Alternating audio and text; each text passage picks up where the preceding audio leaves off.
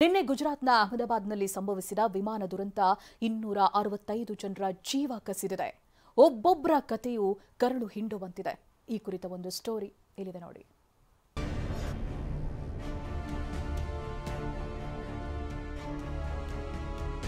ಮೂವರು ಮಕ್ಕಳೊಂದಿಗೆ ವೈದ್ಯ ದಂಪತಿ ಸಾವು. ಈ ಫೋಟೋವನ್ನ ನೋಡಿ.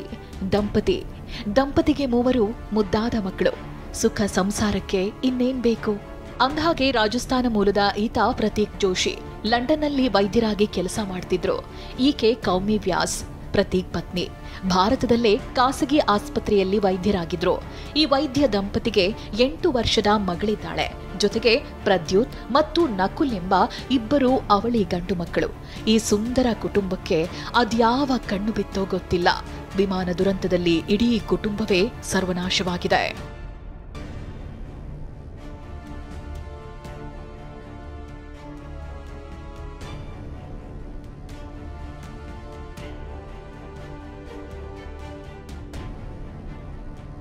ಪ್ರತೀಕ್ ಜೋಶಿಗೆ ಪತ್ನಿ ಹಾಗೂ ಮಕ್ಕಳ ಜೊತೆಗೆ ಲಂಡನ್ನಲ್ಲಿ ಸೆಟಲ್ ಆಗೋ ಆಸೆ ಇತ್ತು.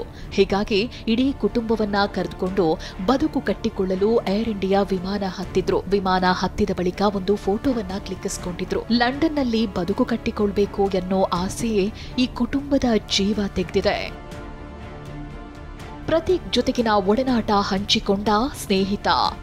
ಪ್ರತೀಕ್ ಜೊತೆ MBBS ವಿದ್ಯಾಭ್ಯಾಸ ಮಾಡಿದ ಪ್ರಶಾಂತ್ ಬಾಸುದ್ಕರ್ ಯಾದಗಿರಿಯಲ್ಲಿ ನೆಲೆಸಿದ್ದಾರೆ.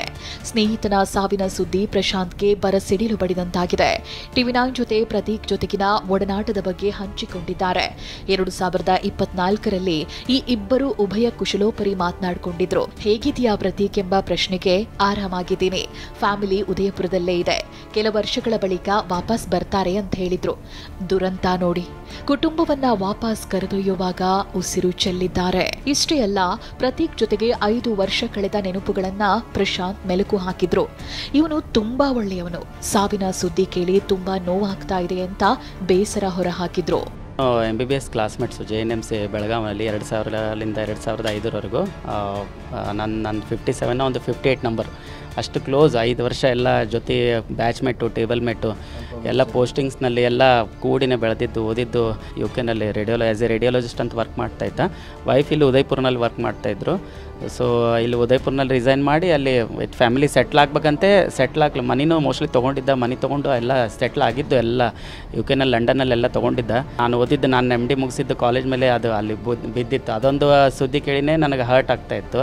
ಅದು 1-2 ತಾಸು ಆದಮೇಲೆ ಹಿಂಗೆ ನನ್ನ ಕ್ಲೋಸ್ ಫ್ರೆಂಡೇ ಅದರಲ್ಲಿ ಎಕ್ಸ್ಪೈರ್ ಆಗಿದ್ದಾನಂತ ತುಂಬ ನೋವು. ನಿನ್ನೆಯಿಂದ ಸರಿಯಾಗಿ ನೈಟ್ ನಿದ್ದೆನೇ ಮಾಡಿಲ್ಲ. ಎಲ್ಲ ಒಂದು ಜೋಡಿ ಒಡನಾಟ ಜೋಡಿ ಎಲ್ಲ ಕಳೆದಿದ್ದ ಟೈಮ್ಗಳೆಲ್ಲ ನೆನೆಸ್ಕೋತಾ ತುಂಬ ನೋವಾಗ್ತಾಯಿದೆ. 5 ತಿಂಗಳ ಹಿಂದೆ ಮದುವೆ. ಗಂಡನ ನೋಡಲು ಹೋಗಿದ್ದಾಕೆ ದಾರುಣ ಅಂತ್ಯ. ಈಕೆ ಹೆಸರು ಖುಷ್ಬೂ ರಾಜ್ ಪುರೋಹಿತ್. ರಾಜಸ್ಥಾನದ ಬಲೋತರಾ ಜಿಲ್ಲೆಯ ಅರಬಾ ಗ್ರಾಮದವರು. ಇವರಿಗೆ 5 ತಿಂಗಳ ಹಿಂದೆಯಷ್ಟೇ ಲಂಡನ್ನಲ್ಲಿ ವೈದ್ಯರಾಗಿರೋ ವಿಪುಲ್ ರಾಜ್ ಪುರೋಹಿತ್ ಜೊತೆಗೆ ಮದುವೆಯಾಗಿತ್ತು. ಹೀಗಾಗಿ ಖುಷ್ಬೂ ಮೊದಲ ಬಾರಿ ಗಂಡನನ್ನ ನೋಡೋಕೆ ಅಂತ ನಿನ್ನೆ ಲಂಡನ್ಗೆ ಹೊರಟಿದ್ದ ವಿಮಾನ ಹತ್ತಿದ್ರು. ಖುಷ್ಬೂ ತಂದೆ ಏರ್ಪೋರ್ಟ್ನಿಂದ ಹೊರಟಿದ್ದಾಗಲೇ ಸಾವಿನ ಸುದ್ದಿ ಅವರ ಎದೆಗಪ್ಪಳಿಸಿದೆ. ದುರಂತ ಹೇಗಿದೆ ನೋಡಿ. ಖುಷ್ಬೂ ಅಹಮದಾಬಾದ್ ಏರ್ಪೋರ್ಟ್ಗೆ ಹೊರಡುವ ಮೊದಲು ತುಂಬಾ ಭಾವುಕಳಾಗಿದ್ಲು. ಮನೆಯವರು ಆರತಿ ಬೆಳಗಿ ಕಣ್ಣೀರಿಟ್ಟು ಆಕೆಯನ್ನ ಕಳಿಸಿಕೊಟ್ಟಿದ್ರು. ಆದರೆ ಜೀವನವಿಡೀ ಕಣ್ಣೀರಿಡುವ ಪರಿಸ್ಥಿತಿ ಬಂದೊದಗಿರೋದು ಎಂಥವರ ಕರಳನ್ನು ಹಿಂಡುವಂತಿದೆ. ಹೆಂಡತಿಯ ಚಿತಾಭಸ್ಮ ಬಿಡಲು ಬಂದಾತನೇ ಬಲಿಯಾದ. ಇನ್ನು ಈತನ ಹೆಸರು ಅರ್ಜುನ್ ಬಾಯ್ ಪಟೋಲಿಯಾ. ಗುಜರಾತ್ನ ಅರ್ಜುನ್ ಕೆಲ ವರ್ಷಗಳಿಂದ ಲಂಡನ್ನಲ್ಲಿ ತಮ್ಮ ಪತ್ನಿ ಜೊತೆ ವಾಸವಿದ್ರು. ಆದರೆ ಇತ್ತೀಚೆಗೆ ಅರ್ಜುನ್ ಪತ್ನಿ ನಿಧನರಾಗಿದ್ರು. ಹೀಗಾಗಿ ಪತ್ನಿಯ ಚಿತಾಭಸ್ಮ ಬಿಡಲು ಅರ್ಜುನ್ ಭಾರತಕ್ಕೆ ವಾಪಸ್ಸಾಗಿದ್ರು. ಆದರೆ ವಿಧಿ ಅದೆಷ್ಟು ಕ್ರೂರ ನೋಡಿ. ಪತ್ನಿಯ ಚಿತಾಭಸ್ಮ ಬಿಡಲು ಬಂದಾತ ವಿಮಾನ ದುರಂತಕ್ಕೆ ಬಲಿಯಾಗಿದ್ದಾನೆ. ಅಲ್ಲಿ ಲಂಡನ್ನಲ್ಲಿ ಇಬ್ಬರು ಮಕ್ಕಳು ಅನಾಥರಾಗಿದ್ದಾರೆ. ಸರ್ಕಾರಿ ಉದ್ಯೋಗಕ್ಕೆ ಬಂದಿದ್ದವಳ ದುರಂತ ಅಂತ್ಯ. ಇತ್ತ ಕೇರಳ ಮೂಲದ ರಂಜಿತಾ ಕೂಡ ದುರಂತದಲ್ಲಿ ಉಸಿರು ಚೆಲ್ಲಿದ್ದಾರೆ. ವಿಷಯ ಏನಂದ್ರೆ 42 ವರ್ಷದ ರಂಜಿತಾ ಲಂಡನ್ನಲ್ಲಿ ನರ್ಸ್ ಆಗಿ ಕೆಲಸ ಮಾಡ್ತಿದ್ರು. ಈ ನಡುವೆ ರಂಜಿತಾಗೆ ಕೇರಳ ರಾಜ್ಯ ಆರೋಗ್ಯ ಇಲಾಖೆಯಲ್ಲಿ ಸರ್ಕಾರಿ ಕೆಲಸ ಸಿಕ್ಕಿತ್ತು. ಈ ಕಾರಣಕ್ಕೆ ರಂಜಿತಾ 3 ದಿನಗಳ ರಜಾ ಪಡೆದು ಭಾರತಕ್ಕೆ ಬಂದಿದ್ಲು.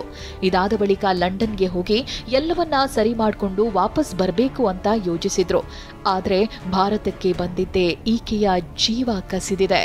ರಂಜಿತಾಗೆ 2 ಮಕ್ಕಳಿದ್ದಾರೆ. ಇದೀಗ ತಾಯಿಯನ್ನ ಕಳೆದುಕೊಂಡು 2 ಮಕ್ಕಳು ತಬ್ಬಲಿಗಳಾಗಿವೆ. ಗಗನಸಖಿ ಸಾವು, ಹೆತ್ತ ಮಗಳ ಫೋಟೋ ಹಿಡಿದು ಹೆತ್ತವರ ಕಣ್ಣೀರು. ಈಕೆ ನಾಂಗ್ ಥೋಯ್, ಮಣಿಪುರ ಮೂಲದ ನಾಂಗ್ ಥೋಯ್ ಕ್ಯಾಬಿನ್ ಸಿಬ್ಬಂದಿಯಾಗಿ ಕೆಲಸ ಮಾಡ್ತಿದ್ರು. ನಿನ್ನೆ ಕೂಡ ವಿಮಾನ ಬಿಡುವ ಮೊದಲು ವಿಡಿಯೋವೊಂದನ್ನ ಮಾಡಿದ್ರು. ಆದರೆ ಇದೇ ವಿಡಿಯೋ ನಾಂಗ್ ಥೋಯ್ ಕೊನೆಯ ವಿಡಿಯೋ ಆಗಿ ಮಾರ್ಪಟ್ಟಿದೆ. ಮಗಳ ಸಾವಿಗೆ ಇಡೀ ಕುಟುಂಬ ಕಂಗಾಲಾಗಿದೆ. ಮಗಳ ಫೋಟೋ ಹಿಡಿದು ಹೆತ್ತವರು ಕಣ್ಣೀರಿಡ್ತಾ ಇರೋ ದೃಶ್ಯ ಕರುಳು ಹಿಂಡುವಂತಿದೆ.